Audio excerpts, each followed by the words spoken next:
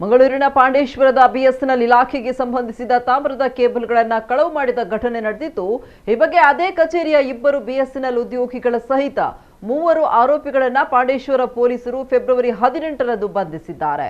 ಮೂಲತಃ ಮೂಡಿಗೆರೆ ತಾಲೂಕಿನ ಪ್ರಸಕ್ತ ಮಂಗಳೂರಿನ ಎಕ್ಕೂರಿನಲ್ಲಿ ವಾಸವಾಗಿರುವ ಕೇಬಲ್ ಜಾಯಿಂಟರ್ ಕೆಲಸ ಮಾಡ್ತಾ ಇರುವ 29 ವರ್ಷ ಪ್ರಾಯದ ಮಂಜುನಾಥ್ ಡಿ ಮೂಲತಃ ಕೇರಳ ಕಣ್ಣೂರಿನವರಾಗಿದ್ದು, ಪ್ರಸಕ್ತ ಮಾರ್ನಮಿಕಟ್ಟೆಯಲ್ಲಿ ವಾಸವಾಗಿರುವ ಬಿಎಸ್ಎನ್ಎಲ್ ಕಚೇರಿಯ ಟೆಲಿಕಾಂ ಟೆಕ್ನಿಷಿಯನ್ ಕೆಲಸ ಮಾಡ್ತಾ ಇರುವಂತಹ 59 ವರ್ಷ ಪ್ರಾಯದ ಕೆಕೆ ಚಾಮಿ ಮತ್ತು ಮೂಲತಃ ಹಾಸನ ಜಿಲ್ಲೆಯವರಾಗಿದ್ದು, ಪ್ರಸಕ್ತ ಮಂಗಳೂರಿನ ಪಂಪ್ವೆಲ್ನಲ್ಲಿ ವಾಸವಾಗಿರುವ ಬಿಎಸ್ಎನ್ಎಲ್ ಕಚೇರಿಯ ಅಸಿಸ್ಟೆಂಟ್ ಆಫೀಸ್ ಸೂಪರ್ವೈಸರ್ ಆಗಿರುವಂತಹ 50 ವರ್ಷ ಪ್ರಾಯದ ತನ್ವೀರ್ ಪಾಷಾ ಬಂಧಿತ ಆರೋಪಿಗಳು.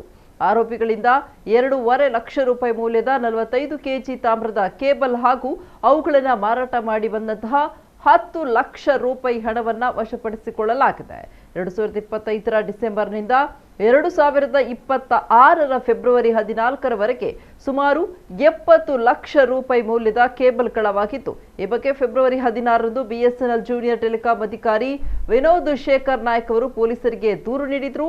ಅದರಂತೆ ಪ್ರಕರಣ ದಾಖಲಿಸಿ ತನಿಖೆ ನಡೆಸಿದ ಪೊಲೀಸರು ಮೂವರನ್ನ ಬಂಧಿಸುವಲ್ಲಿ ಯಶಸ್ವಿಯಾಗಿದ್ದಾರೆ. ಆರೋಪಿಗಳನ್ನ ನ್ಯಾಯಾಲಯಕ್ಕೆ ಹಾಜರುಪಡಿಸಲಾಗಿದ್ದು ನ್ಯಾಯಾಂಗ ಬಂಧನ ವಿಧಿಸಲಾಗಿದೆ.